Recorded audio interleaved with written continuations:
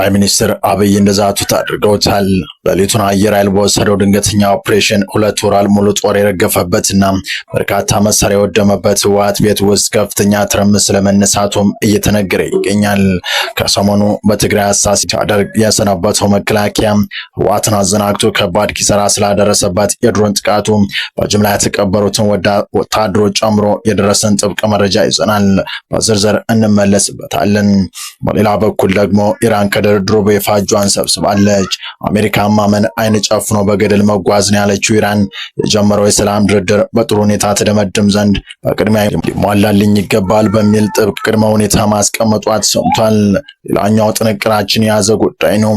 ወዲህ ደግሞ የሩሲያው ፕሬዝዳንት ቭላድሚር ፑቲን ለመደራደር ጊዜው ረፍዷል ሲል ለዩክሬን አቻቸው ቆፍጠን ያለ ምላሽ ሰጥተዋል። ፑቲን የዩክሬን ጦርነት ለማስቆም ከዜሌንስኪ ጋር መገናኘቱም ፋይዳ እንደሌለው መናገራቸውን ጨምሮ ለሰዓቱ መደመጥ ያለባቸው መረጃዎች ይዘን ተገኝተናል። ሰላም ጤና ይስጥልን ውድ የፋስት ዴይሊ ተከታታዮች፣ የዚህ ቻናል ቤተሰብ ካልሆናችሁ ቻናሉን ሰብስክራይብ እያደረጋችሁ ቤተሰብ ሆኖ እያልን የቻናሉ ቤተሰብ ከሆናችሁ ደግሞ ተደራሽነታችንን ታሰፉ ዘንድ ፕሮግራሙን ላይክ እና ሼር እንድታደርጉ እየጋበዝን ወደ ዝርዝር መረጃዎቹ ተሻገርን። እስከ ፍጻሜው አብራችሁን ቆዩ። ጠቅላይ ሚኒስትር አብይ አህመድ በጽምዶ ላይ እርምጃ እንደሚወስዱ በዛቱ በሰዓታት ልዩነት ህወሓትና ሻዕቢያ እጅግ ቅስም ሰባሪ የተባለ አደገኛ የድሮን ጥቃት ተፈጽሟል። ከዚህ የድሮን ጥቃት ጋር ተያይዞ ህወሓት ሊደባብቃቸው የሞከሩ አስደንጋጭ ዝርዝር መረጃዎች ሾልከው የወጡ ሲሆን ከዚህ መካከል 26 በላይ የሚሆኑ በጥቃቱ ህይወታቸው ያለፉም የህወሓት ሰራዊት አባላት በአንድ ጉድጓድ ውስጥ በጅምላ መቀበራቸውን የሚጠቁመው መረጃ ይገኝበታል። በፌዴራል መንግስቱና በህወሓት መካከል ያለው ውጥረት አገርሽቶ ወራትን ባስቆጠረበት በአሁኑ ወቅት ትናንት በኢትዮ ኤርትራ ድንበር አቅራቢያ በምትገኘው ግምሃሎ በተባለች የትግራይ መንደር ላይ ድሮን ጥቃት መፈጸሙ ታውቋል። ከሽራሮ በቅርብ ርቀት ላይ በምትገኘው በዚህ ስልታዊ ስፍራ ጥቃቱ የተፈጸመው ትናንት አርብ ሌሊት ወደ ቅዳሜ አጥቢያ መሆኑ ተገልጿል። ከሰሞኑ የትግራይ ታጣቂዎችና የኤርትራ ወታደሮች በአካባቢው በጋራ መታየታቸውን የሚያሳዩ ተንቀሳቃሽ ምስሎች፣ ቪዲዮዎች በማህበራዊ ትስስር ገጾች በስፋት ሲዘዋወሩ መቆየታቸው ይታወሳል። ግምሃሎ ከኤርትራ ወደ ትግራይ በተለያየም ወደ ሽራሮና ሽሬ ለሚገቡ የንግድና ወታደራዊ አቅርቦቶች መተላለፊያ መስመር ሆና እያገለገለች መሆኗና የኤርትራ ወታደራዊ እንቅስቃሴም በአካባቢው እንደሚስተዋል መረጃዎች ይጠቁማሉ።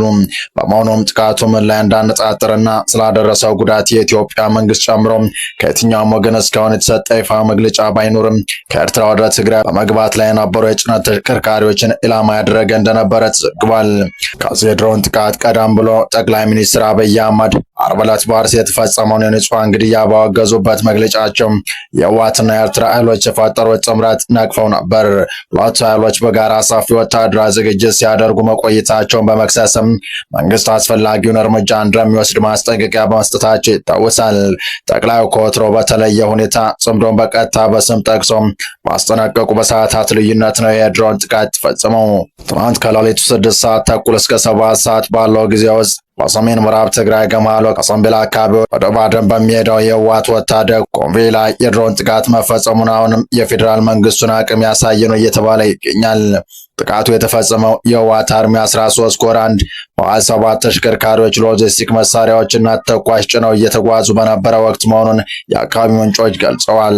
አንድ አካባቢ ምንጮች ገለጻ ድንገት በተፈጸመው የድሮን ጥቃት 5 ተሳቢ መኪናዎች፣ 2 ወታደሮች ተሽከርካሪዎች፣ ኦራልና 4 ፒክአፕ መኪኖች ላይ ከፍተኛ የንብረት ውድመት ደርሷል። በርካታ የሰራዊት አባላት ቆስለዋል። የቆሰሉም በሽራሮ በሽሬና በመቀሌ ወደሚገኙ ሆስፒታሎች እየተወሰዱ ነው። በጥቃቱ ከሞቱት መካከል የበርካቶች አስከሬን እስካሁን ያልተገኘ ሲሆን አሁንም አስከሬን እየተሰበሰበ መሆኑን የጠቀሱት ምንጮች አስከሬኖቻቸው የተገኙ 26 የሰራዊቱ አባላትም በጥድፊያ በአንድ ጉድጓድ ውስጥ በጅምላ ተቀብረዋል ሲል የጥቃቱን ክብደት ገልጸዋል። ጥቃቱን ተከትሎ በሰልፍ ሲጓዙ የነበሩ ወታደሮች የተበታተኑ ሲሆን ወታደራዊ አመራሮች አሁንም የተበታተኑትን አባላት ለመሰብሰብና ለማዋሃድ 2 የፍተሻ ጣቢያዎችን እያዘጋጁ ነው። ጥቃቱ የተፈጸመበት አካባቢ በጸጥታ ኃይሎች ተከቧል። እስካሁን ድረስ ለመንግስትም ሆነ ከትግራይ ኦፊሴላዊ ጎን ምንም አይነት ተጨማሪ መግለጫ አልተሰጠም።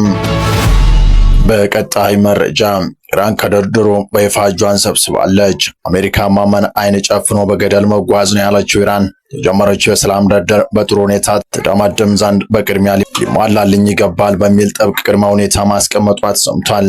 ኢራን ከአሜሪካ ጋር ከሚደረገው ድርድር በይፋ ማፈግፈጓ ተሰምቷል። ኢራን በአሜሪካ የታገደባት ገንዘብ እንዲለቀቅ አደራዳሪዎች መጠየቋ ተገለጸ። የኒውክሌር ጦር መሳሪያና የሆርሙዝ ሰርጥ አድርጋ የቆየችው ቴህራን በውጭ ሀገር የሚገኘው ገንዘቧም እንዲለቀቅላት ጠይቃለች። የኢራን ጠቅላይ መሪ ሙጅተባ ካሚኒ አማካሪ የሆኑት ሞህሰን ረዛይ የገንዘብ ጉዳይም የውይይቱ አካል ሆኖ ቀጥሏል ሲሉም ተናግረዋል። ረዛይ የተያዘብን ገንዘብ የኢኮኖሚ ማዕቀብ አካል መሆኑን ስለምናውቅ ከዋሽንግተን ጋር ያለውን የድርድር ሂደት ሊጎዳ ይችላል ሲሉም ስጋታቸውን አንጸባርቀዋል። አማካሪው አክለውም የታገደብን 24 ቢሊዮን ዶላር ሳይለቀቅ አንደራደርም ብለዋል። የውሳኔያችን አሜሪካ በድርድር ምን ያክል ግልጽ እንደሆነ እንፈትንበታለን ሲሉም አብራርተዋል። አሜሪካ በማብራሪያቸው ቴህራን በእያንዳንዱ የተጨባጭ እርምጃ ማየት እንደምትፈልግ ገልጸዋል። በቀጣይ መረጃ የሩሲያው ፕሬዝዳንት ቭላድሚር ፑቲን የዩክሬን ጦርነት ለማቆም ከቮሎዲሚር ዜሌንስኪ ጋር የመገናኘታቸው ጥቅም እንደማይታያቸው ተናገሩ። ፑቲን ይህን ያሉት የዩክሬን ፕሬዝዳንት ዜሌንስኪ የሁለቱን ሀገራት ጦርነት ለመቋጨት ፊት ለፊት ተገናኝተው እንዲነጋገሩ ከጠየቁ በኋላ ነው። ዜሌንስኪ ሐሙስ ዕለት ከፑቲን ጋር ቀጥተኛ ድርድር ለማድረግ ለፑቲን ግልጽ ደብዳቤ ልከዋል። በደብዳቤያቸው ከ4 ዓመት በፊት ሩሲያ በዩክሬን ላይ በጀመረችው ወረራ የተጀመረ ጦርነት የአሜሪካን ትኩረት እስኪገዛ ድረስ መጠበቅ ስህተት ነው በማለት ሰላም ሊመጣ የሚችለው በዩክሬንና ሩሲያ መካከል በሚደረግ የቀጥታ ንግግር ነው ብለዋል። የዩክሬን ፕሬዝዳንት በዚሁ ደብዳቤያቸው ላይ ተኩስ አቁም እንዲደረግም ጠይቀዋል። ፑቲን ጥያቄውን እንደማይቀበሉ አስታውቀው ከማንኛውም የተኩስ አቁም ስምምነት በፊት የሰላም ንግግር መደረግ እንደሚገባም ቀድሞ የነበራቸውን አቋም በድጋሚ ተናግረዋል። ፑቲን አርብ ዕለት በሴንት ፒተርስበርግ በተካሄደው የሩሲያ ዓመታዊ ምጣኔ ሀብት ፎረም ላይ ዜሌንስኪ ያቀረቡትን ሀሳብ ይቀበሉ እንዲሁም ተጠይቀው ፊት ለፊት ተገናኝተው መነጋገሩ ፋይዳው አይታየኝም ሲሉ ምላሽ ሰጥተዋል። ዜሌንስኪ የፑቲን ምላሽ ከሰሙ በኋላ ሩሲያ በድጋሚ ጦርነት መርጣለች ብለዋል። በቴሌግራም ገጻቸው ባሰፈረው ጽሑፍም ጦርነቱ እንዲያበቃ አይፈለግም፣ በዚህ ምላሻቸው ብዙዎች እናድዳሉ ብዬ አስባለሁ ብለዋል። ለዜሌንስኪ ደብዳቤ ምላሽ የሰጡት ፑቲን በበኩላቸው ሞስኮ ኪየቭ የምትፈልጋቸው ነገሮች ባልተሟሉበት የተኩስ አቁም ማድረጉም ዩክሬን እንደገና ራሷን እንድታደራጅ ያደርጋል ሲሉ አቋማቸውን በድጋሚ አሳውቀዋል። የጦር ግስጋሴያችንን ለመግታት ዩክሬኖች ብቻ ነው የሚጠቅመው ሲሉም አክለዋል። ሆኖም ስምምነቶች እንፈልጋለን፣ ግን ለ6 ወር አሊያም ለ3 ወር አይደለም፣ የረጅም ጊዜ ስምምነት ነው የምንፈልገው ብለዋል። ባለሙያዎች በሀሳቡ ላይ ከመከሩበትና ከመፍትሄ ጋር ከመጡ በኋላ መገናኘት እንደሚችሉም ጨምረው ገልጸዋል። ፑቲን ጦርነቱን የሚያቆሙት የሩሲያ ግቦች ሲሳኩ እንደሆነም አጽንኦት ሰጥተዋል። የሩሲያ የረጅም ጊዜ አቋም የዩክሬን ከዶነስክ ሄርሶንና ዛፓርሺያ ክልሎች መውጣትና ኔቶን ለመቀላቀል የምታደርገውን ጥረት ማቆም አለባት የሚል ነው። ኪየቭ ግን ለሞስኮ የሚቀርብ ማንኛውም ስምምነት ወደፊት እንደገና እንድትወር እንዲያበረታታ በመግለጽ ማንኛውንም ግዛት ለመስጠት ፈቃደኛ አልሆነችም። ሩሲያ ሙሉ ወረራ የከፈተችባት የክሪሚያ ባህረ ወገብ መሬት ከተቆጣጠረች 8 ዓመት በኋላ እንደሆነም ጠቅሳለች።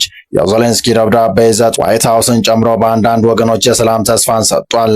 የአሜሪካው ፕሬዝዳንት ዶናልድ ትራምፕ ሁለቱ መሪዎች ቢገናኙ ጥሩ ነበር ብለዋል። ይህ በእንዲህ እንዳለ ዩክሬን ዓርብ ዕለት በሩሲያ በያዘች አዞቭ ባህር ህገወጥ ጭነት የጫኑ 5 መርከቦች ላይ ጥቃት መፈጸሟን አስታውቃለች። የዩክሬን የድሮን አዛዥ ሮበርት ብሮቭዲ መርከቦች የዩክሬን በመዝረፍ ነዳጅና ወታደራዊ ግብዓቶችን በማስተላለፍ ተሳትፈዋል ብለዋል።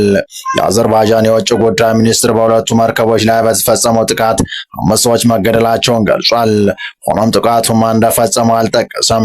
መርከቦች ግን የአዘርባይጃን አይደሉም ብሏል። በዩክሬን የሚንቀሳቀስ አንድ ድሮን በሮማንያ ጥቁር ባህር ኮንስታንታ ወደብ ላይ ፈንድቷል። የዩክሬን ኦፕሬተሮች ድሮን በሩሲያ ኤሌክትሮኒክስ ጣልቃ ገብነት ምክንያት ከመስመሩ እንደወጣ ተናግረዋል። ባለፉት ቀናት ሩሲያ በዩክሬን ላይ በፈጸመችው ተከታታይ ጥቃቶች ቢያንስ 13 ሰዎች ሲገደሉ 70 የሚደርሱ ሰዎች ጉዳት እንደደረሰባቸው ባለስልጣናት ተናግረዋል።